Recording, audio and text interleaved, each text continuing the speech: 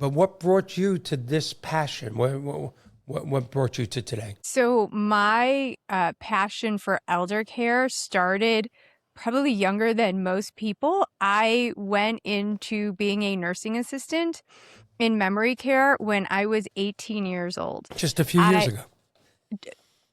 Not really, but I know you keep saying that to me. But that was actually, I had always had a fond spot for seniors. You know how like some people go crazy for babies?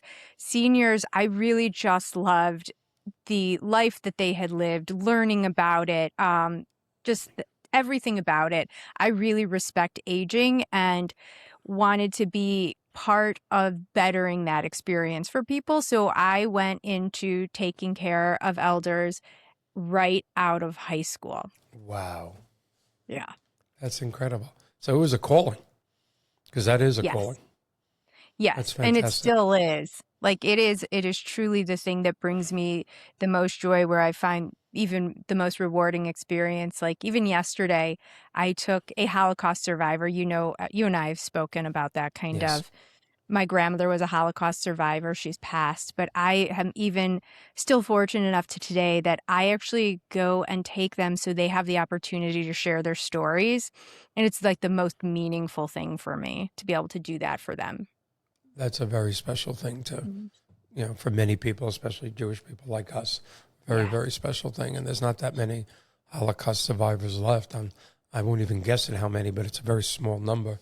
Yeah. I know we have less than 20,000 greatest generation people left in America.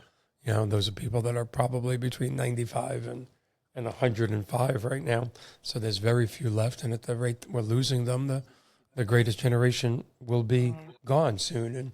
And many young people, Anthony's heard me say this in all sorts of podcasts with all sorts of guests. So many, maybe not just the last generation, but maybe two of the last generations don't realize that the greatest generation is not a nickname.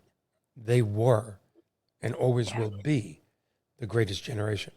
And we can talk about that maybe some other time, because I want us to concentrate on your goals. But they really and truly were, and they're never going to be replaced. So that's an incredible passion. And again, bringing us back to today. I think one of the reasons why 13 months ago, in January of 2025, I think we had 128 views, and thanks to our award-winning podcast development company and production company and great guests, we're now averaging a little more than 21,000 views. But the premise of 62 Who Knew is longer lifespans is a double-edged sword. In fact, a few of my people that I trust in a lot with my marketing have said, Michael, you may need to take it to the next step, which is, it's not just a double-edged sword, but that longer lifespans is America's greatest blessing, and at the same time, its greatest curse. Because as you well know, the great majority of America, I won't say isn't prepared for it, they're woefully unprepared for it. That is absolutely the case, and it is going to impact us profoundly, both as the care ecosystem and families. And the care ecosystem realizes this is coming, right? There's no good answer is what I've really seen when it comes to providers. Nobody has been able to say this is the solution for what's to come. And families, I just don't think in general understand that living to 95 was not part of how this long-term care ecosystem was designed. That That's is right.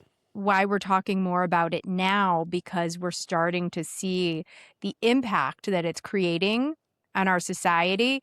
And the families who are prepared, the families who have a really good plan in place, they're the ones that are going to weather this storm better than those who don't.